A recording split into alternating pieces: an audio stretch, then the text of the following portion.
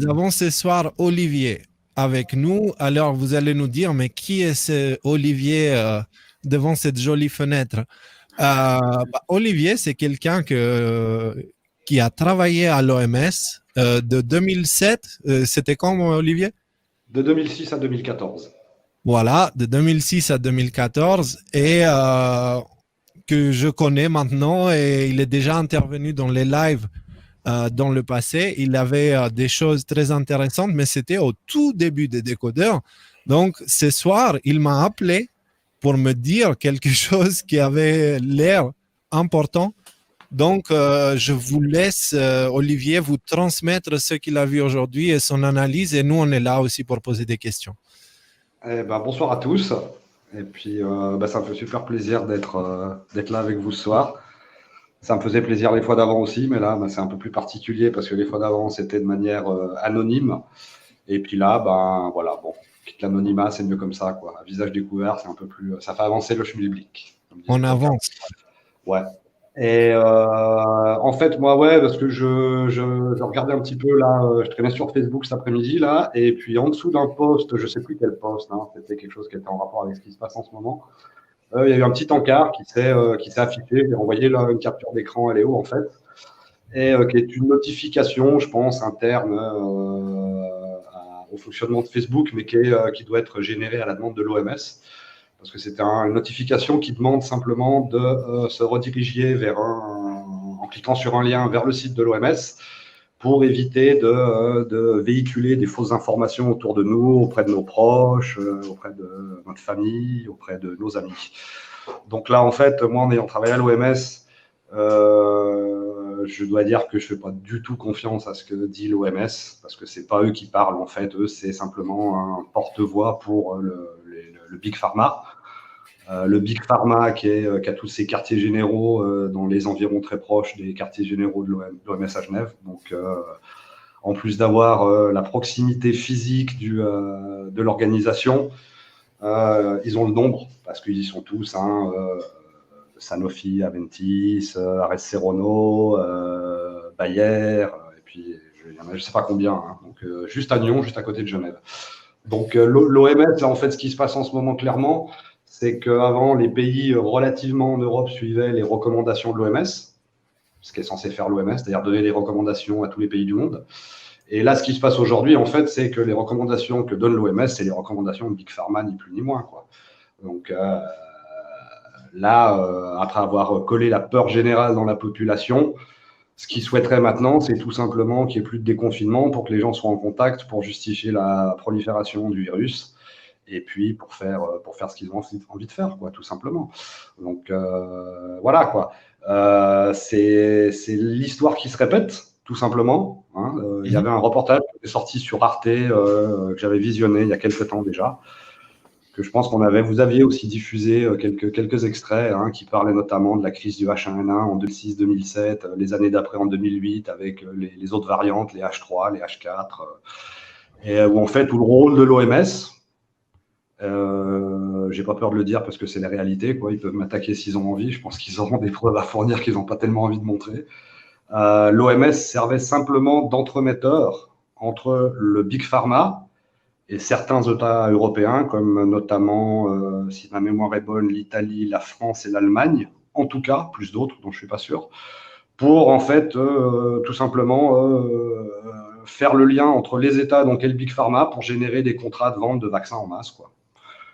Donc je ne pense pas que ça soit le rôle de l'OMS à la base de favoriser le positionnement du secteur privé, surtout quand il s'agit du Big Pharma, ils n'ont pas besoin de l'OMS, quoi.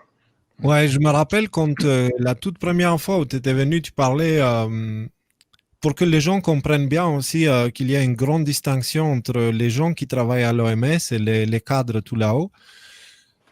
Tu me disais que tu es arrivé avec des rêves, que tu es arrivé avec cette idée que tu vas pouvoir changer. Un petit souci technique là, ou c'est moi? Non, pourquoi? Attends, je lui dis vas-y, continue Léo. Je lui dis dans Telegram. Ouais, excuse-moi. Et du coup, tu me disais que tu voulais changer le monde et que tu voulais que faire des choses, contribuer au bien de l'humanité.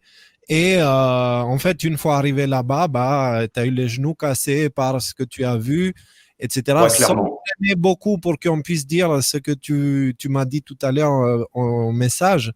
Euh, Comment ça s'est passé en quelques mots, cette transition de j'ai des rêves et des espoirs à je vois pas qu'est-ce que je fais là, quoi. Ah bah ça va très vite, hein, il suffit de comprendre comment fonctionne l'organisation, et puis quand tu as un pied dedans, bah, tu vois très bien comment ça fonctionne, hein. C'est une grosse machine à paperasse qui est d'une inertie phénoménale. C'est des suites de réunions qui n'ont jamais de fin, parce que les acteurs des réunions sont des gens qui doivent remplir un rôle qu'ils ne peuvent pas remplir, hein. Très clairement, on embauche des médecins pour remplir le rôle de manager.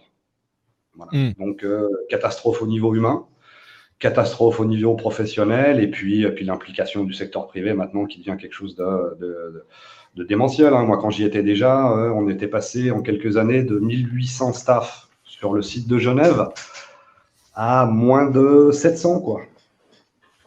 Ouais. Donc, staff OMS, en sachant qu'en plus des staff OMS, eh ben, il y a tous les contrats freelance, toutes les positions qu'on appelle fantômes qui sont là pour faire plaisir à la femme d'un diplomate ou à un ministre. Et puis, ouais, c'est une grosse machine inerte, hein. Là, aujourd'hui, il faut être conscient d'une chose, c'est que le rôle de l'OMS, il est vraiment à remettre en question, hein. Là, aujourd'hui, tel qu'il est, c'est une organisation qui n'a plus lieu d'être, hein. Tout simplement, hein. Voilà, Ouais, je respecte le boulot que faisaient mes collègues, que continuent à faire mes collègues. S'il y en a certains qui m'écoutent, je m'excuse auprès d'eux si ça les choque de voir ce qu'ils sont en train de voir et de m'écouter. J'ai absolument rien contre l'OMS. Je suis parti dans des conditions où en fait j'étais victime de harcèlement et de mobbing, et je leur ai collé 2 procès aux fesses que j'ai gagnés, donc je peux pas leur en vouloir parce qu'ils m'ont grassement payé. Donc pour moi, la note elle est réglée, quoi. Et puis c'est quelque chose qui est arrivé des années après. J'avais complètement oublié que j'avais ces procès avec eux, pour être honnête, parce que j'attendais rien du tout. Et j'ai été surpris de voir que M. Adhanom Ghebreyesus avait lui-même signé ma lettre, qui n'était pas très d'accord avec le fait qu'on me donne autant d'argent, mais qu'il n'avait pas très le choix, quoi. Pas vraiment le choix. Donc c'est une organisation qui a déjà un fonctionnement interne qui est complètement incohérent. La preuve en est, il suffit d'aller regarder les chiffres il y a un board of appeal, en fait, où tous les fonctionnaires internationaux peuvent déposer des plaintes quand ils sont victimes, soit de mauvais traitements au niveau administratif, soit de mobbing, soit de choses comme ça. L'OMS, je ne sais pas si c'est le cas les dernières années, hein. Moi je suis parti en 2014, mais jusqu'en 2012-2013, l'OMS était number one là, au niveau des plaintes pour mobbing. On parle de l'Organisation mondiale de la santé, quoi. Là, déjà ça, et là, ils vont devenir aussi le numéro 1 des plaintes de la part des gens parce qu'ils ont été à l'origine d'une cacophonie au niveau de la gestion du Covid. C'est un truc, c'est juste un scandale. Les États-Unis, ils se sont retirés de l'OMS, ils ne financent plus. Donc voilà, mais toutes ces choses-là, voilà, vous avez la vision de quelqu'un qui a travaillé à l'OMS en interne. Tu m'avais raconté une petite anecdote comme quoi une fois vous aviez été pour l'Ebola, je ne sais plus à quel pays. Non, moi j'étais allé en Éthiopie, à Addis Abeba. C'était à l'époque où je travaillais pour la malaria. Donc, il faut savoir une chose, la malaria, l'OMS, il y a 2 ou 3 départements qui s'occupent de la malaria, on ne comprend pas pourquoi. Ils se tirent la bourre pour les budgets et puis pour être les premiers à résoudre le problème qu'ils n'arrivent toujours pas à résoudre. Et c'est une question de coût de fabrication du Malaron. Voilà, on parle de 2 ou 3 cents de dollars sur lesquels ils n'arrivaient pas à se mettre d'accord. Et ça a duré pendant des années, quoi.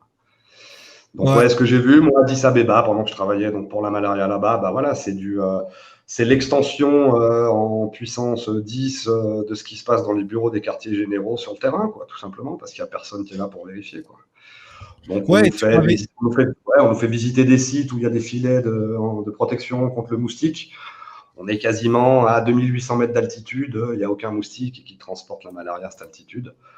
Il suffit d'aller chercher. Et puis après, bah voilà, tout ce qui se passe après dans les grands hôtels où on est logé comme des ministres pendant des jours et des jours, à être assis au bar. Voilà, quoi, c'est catastrophique, quoi. Et puis, tout ce qui peut se passer dans les pays tels que l'Éthiopie, quand on a des gens qui sont pleins de pouvoir et plein d'argent qui vont là-bas, quoi. Moi, j'ai une question, moi. Ouais. On a beaucoup parlé, moi j'y connais rien à l'OMS, et donc je profite de ta présence ici pour te poser toutes les questions qui me passent par la tête. Mais on a beaucoup parlé pendant cette crise du Covid du rôle de Bill Gates dans l'OMS. Alors j'ai lu beaucoup de choses. Est-ce que tu pourrais nous donner ta version d'insider Est-ce que tu as des informations déjà? Ouais, bah Bill Gates, il rentre à l'OMS comme il rentre dans un moulin, hein, comme il rentre chez lui. Hein. C'est une évidence. Hein. Je ne serais pas surpris que Bill Gates, à un moment donné, si ça tourne pas mal pour lui, remplace le financement des États-Unis à titre personnel ou au niveau de sa fondation. Je ne sais pas, on verra. Mais ouais, je ne serais pas surpris. Non, mais là, il rentre chez lui, il rentre à l'OMS comme il rentre chez lui. Comme un avoué rentrerait dans le bureau d'un procureur dans un tribunal. C'est pas quelqu'un qui est. Oui, Il a même une propriété pas très loin, donc il est très souvent sur place. et tu avais dit aussi quelque chose qui était assez intriguant à l'époque, que de tous les donateurs à l'OMS, Bill Gates est le seul qui a le pouvoir décisionnel sur où va aller l'argent. Exactement. En fait, le fonctionnement de l'OMS au niveau de son financement, en fait, c'est que tous les États donnent en fonction, alors je crois que c'est en principe de leur PIB, et après c'est des équations économiques très complexes. Dans ce que donnent les États, en fait, il y a un pourcentage. On va dire, on va couper ça en deux pour faire plus simple. On va dire que 50%, l'État donateur peut dire à l'OMS, c'est 50%, je veux qu'ils aillent par exemple sur la tuberculose, sur la malaria, sur les maladies infectieuses, les maladies tropicales. Les 50% qui restent, en fait, l'OMS l'affecte à son fonctionnement ou à d'autres raisons. Et Bill Gates, quand il donne, je ne sais plus combien de millions, je crois que c'est 68 millions de dollars sur une année financière pour l'OMS, Bill Gates, il n'a pas besoin de taper du poing sur la table, hein, mais les 68 millions de dollars vont au département des vaccins. Ok. Et là, ce soir, en fait, tu m'avais dit tout à l'heure que concrètement, si Facebook utilise le message de l'OMS pour dire allez voir ce que dit l'OMS si vous voulez savoir la vérité,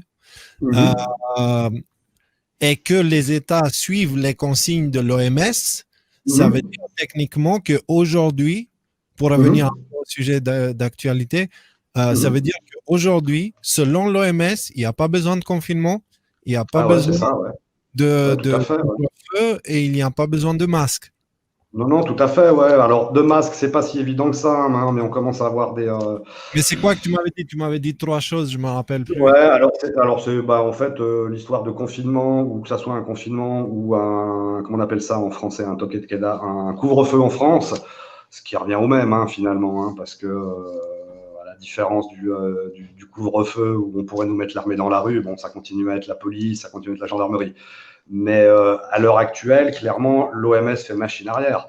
Mais c'est un jeu dangereux, en fait, de ne pas interpréter ça. C'est-à-dire que c'est dire aux gens ou aux pays, arrêtez de confiner les gens, arrêtez de leur dire que les masques vous protègent, parce qu'ils ne vous protègent pas du tout. Hein. Un masque tel qu'ils sont ne protège pas du tout des virus. Hein. C'est une hérésie. Hein. Ouais. La filtration du masque pourrait protéger des bactéries, quoi. Mais des virus, certainement pas. Quoi. Ça, c'est très clair. Bah, de toute manière, c'est même écrit sur les boîtes, tu sais, on a Alors, ça l'était, et là, ça l'était. Moi, je l'ai vu, hein, très clairement. Hein. Les premières boîtes de masques que j'ai vues dans les pharmacies, ce produit ne protège pas des virus. Là, aujourd'hui, voilà. Là, on peut le voir moins facilement, mais en cherchant, on les trouve. Hein.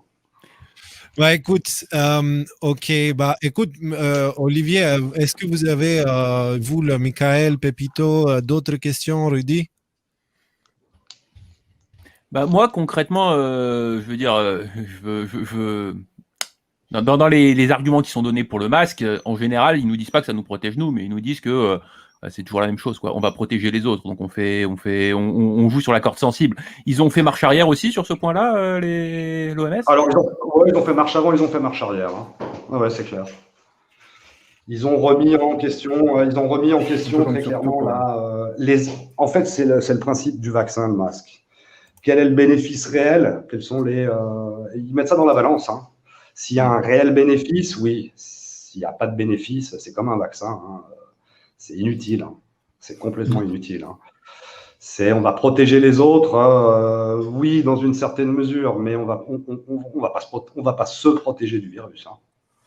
Ça, c'est une évidence. Hein. D'ailleurs, je veux dire, les gens changent pas de masque chaque fois qu'il se passe 4 heures. Hein. Donc, voilà. En général, ils ont un masque depuis 3 mois dans la poche roulé en boule. Hein. Voilà, moi, il y a un médecin qui m'a dit très clairement, un chirurgien qui m'a dit très clairement, si je peux vous donner un conseil, votre masque, cet été, vous le laissez bien sur le pare-brise de votre voiture quand vous sortez, que vous n'en avez pas besoin, comme ça que la chaleur, il est nickel pour le remettre 4 heures. Ouais, puis avec les UV, non? Les UV Alors aussi, ouais, j'imagine qu'il ne va pas rentrer dans les détails, quoi. Ça Ouais. m'a laissé pensif, quoi. Mais du coup, ouais, pour résumer simplement par rapport à ce que tu disais au début, genre en gros, l'opération en ce moment, c'est de faire vendre du vaccin une fois qu'il sera sorti, quoi. On est d'accord Ah, là-dessus? mais là, c'est clairement ça, là. On D'accord. rentre en plus dans la période d'automne, des grippes et de tout ce qui va avec. Et là, on va voir des cocktails de vaccins explosifs. Hein. Ça va être catastrophique. Hein. Les conséquences sont inimaginables. Et je comprends les gens qui ont peur. Je respecte. J'incite personne à se vacciner ou à ne pas se vacciner. Mais par contre, tu peux nous dire, est-ce que les gens qui travaillent à l'OMS se font vacciner? Ah ben clairement, je pense que la majorité, non. La majorité étant des médecins, je pense que la majorité ne se vaccine pas. Bon, bah voilà, comme ça c'est réglé, parce que moi c'est comme ça que je vois, tu vois, j'écoute pas ce que les gens me disent, je regarde ce qu'ils font. Donc, si l'OMS nous conseille des vaccins, eux-mêmes se font pas vacciner, bon bah voilà, qu'est-ce que tu vas ajouter là-dessus? Non,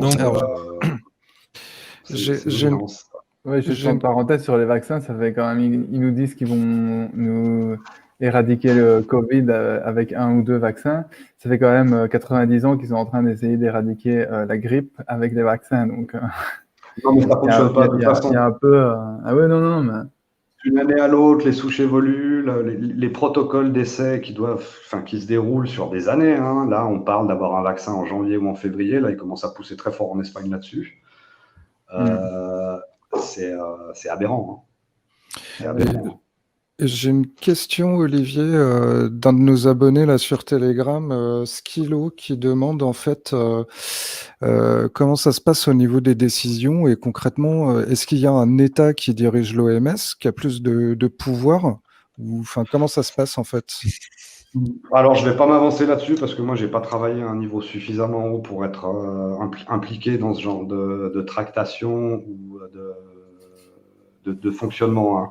Mais ce qui est clair, en fait, si on ramène ça bêtement à une vision matérielle de la chose, quand on a un pays qui donne 500 millions par an et puis qu'on en a un autre à côté qui donne 800 000 $ par an, ouais, c'est celui qui forcément, paye il y en a le un plus. qui pèse plus que l'autre. Ouais, Voilà. c'est clair. Okay. Mais dis-moi, c'est pas qu'au niveau des décisions hein, non plus, hein, parce qu'il y a quand même des recommandations qui sont faites. Hein, je ne vais pas cracher dans la soupe gratuitement. Il y a des recommandations qui sont faites. Il y a des gens qui travaillent sur le terrain. Il y a des choses qui ont été faites qui sont formidables hein, et qui continuent à être faites. Ce qui se passe, c'est qu'en ce moment, avec cette histoire de Covid, en fait, tout est ralenti. Donc, on va avoir des conséquences dans quelques mois ou quelques années qui sont catastrophiques, quoi. Tiens, petite question pour toi. Est-ce que c'est vrai que le boss soudanais de l'OMS est un ancien criminel? C'est un monsieur qui a été impliqué dans plusieurs histoires dans son pays. Ouais, corruption. Tedros, c'est le fameux Tedros. Exactement. Il est éthiopien, si je dis pas de bêtises. Il est éthiopien, oui, tout à fait. Ouais. J'ai travaillé avec lui quand j'étais à Addis Abeba, quand il était encore en poste là-bas. Tiens, Olivier, il y a un décodeur qui joue le jeu et qui dit, Olivier nous dit, je pense qu'il ne se vaccine pas en parlant de l'OMS, ce n'est qu'une supposition et non une vérité factuelle. Exact, c'est ce que j'ai dit. Ouais, c'est voilà. Donc Après, il faut leur demander. Il faut leur demander. Ouais. Bon, bah. En parlant de leur demander, est-ce que tu auras encore des contacts éventuellement dedans, tu penses qu'il y a... J'ai encore quelques contacts, quoi, mais c'est compliqué en fait. Là maintenant, c'est compliqué parce que voilà, les gens jouent leur job, quoi. Ouais. Donc, je peux pas non plus faire payer les conséquences. Là, c'est.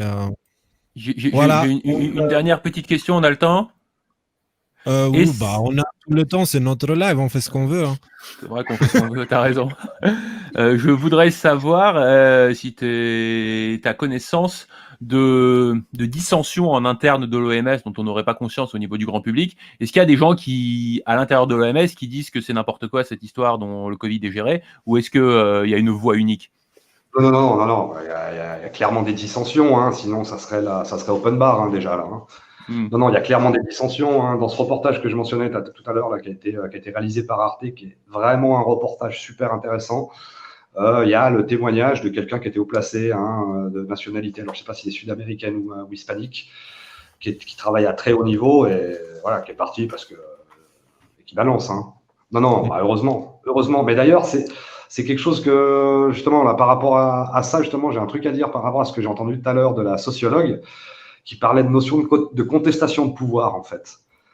Elle a très clairement cité ça, quoi. Et moi, ça me fait penser à une chose, en fait, c'est que de tout temps, dans n'importe quel État, hein, que ce soit un État despote ou un État moins despote, il y a toujours eu un contre-pouvoir.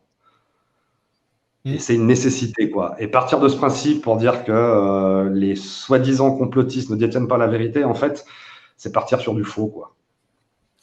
Ouais, c'est pas bête. J'avais pas pensé à ça.